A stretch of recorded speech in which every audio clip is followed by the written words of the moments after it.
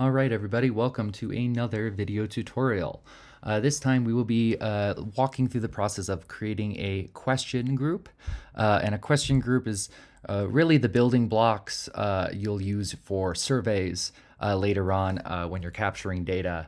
And it's a pretty helpful tool, mostly because you can use these essentially as survey templates to add into a network when you're ready to gather data, and that saves a lot of time down the road, and also helps you reuse the same survey over time to ensure your data remains valid and accurate between each time point.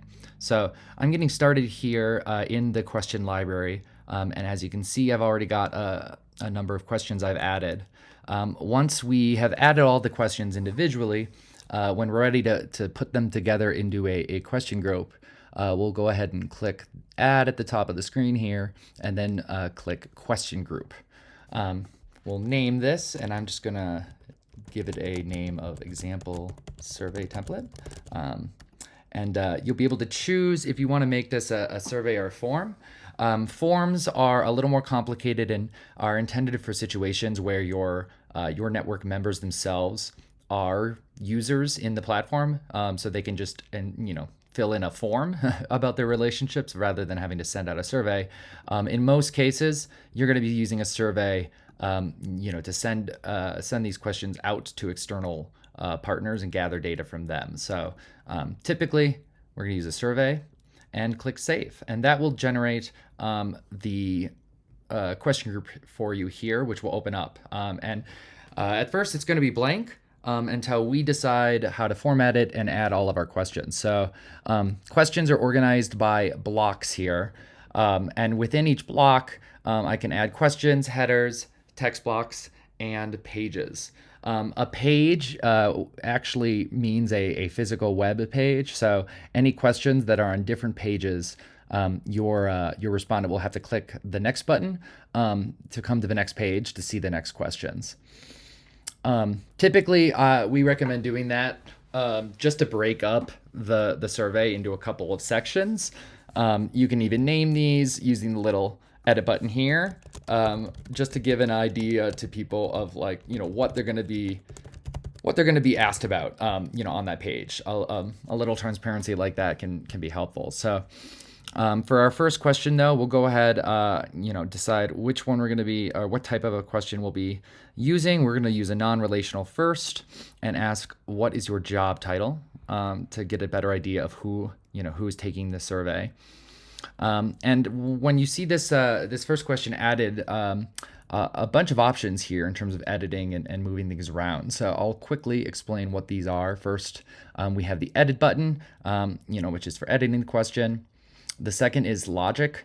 So our survey logic allows you to decide whether or not to show a question to someone, depending on conditions. So in this case, for example, we can use some of these member attributes to decide, for example, we only want to show nonprofits this question. This condition would ensure that is the case. Third, we've got the option to copy or duplicate the question. And then lastly, you can delete it if you did not intend to add it.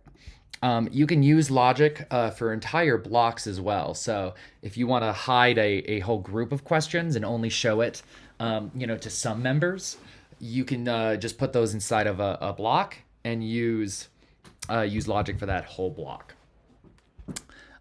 Headers are helpful if you're sort of switching topics within the survey.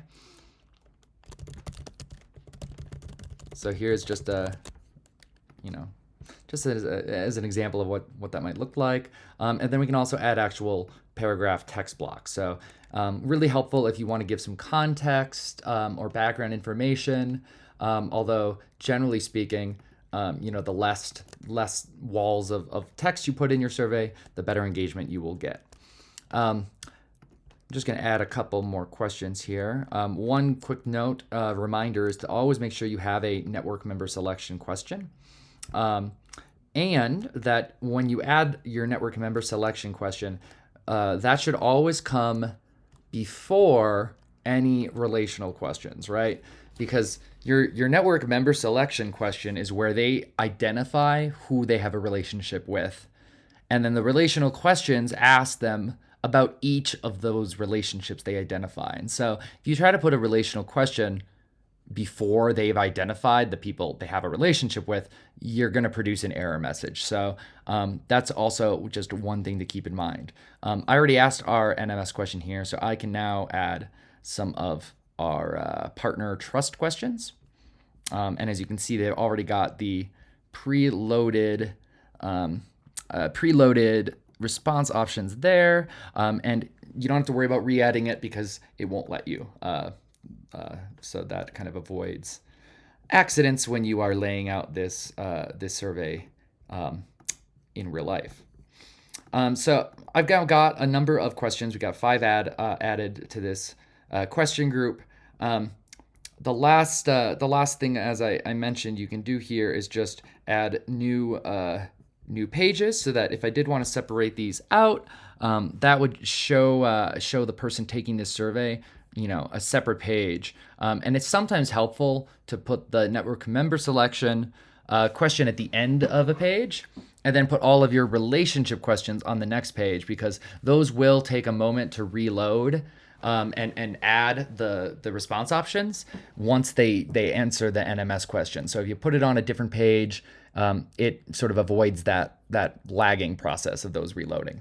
One thing I did forget here at the very top of the button is the button for reloading questions here, or reordering questions, excuse me. So if you decide later on you want to move these around, you can do that as much as you need to as well. Once you're done with all of your work here, though, this saves in real time. You don't have to hit a save button. So all your progress will remain here, and you can come back or leave at any time. And that is in a short, quick video how you make those groups. You can always find it again by going back to your question library, and you'll see your question group right here. The easiest way to use these once they're ready is over in the capture menu here. When we're setting up a new survey to capture data, it's very easy. I'll just show you here to choose one of the question groups right here. So if I just wanted to have all of these added in the right order and with the right logic, I can just click this and it'll auto select those questions. So that is just an example here of how this actually gets used in practice. So thanks again for joining us, and I hope you found this video helpful.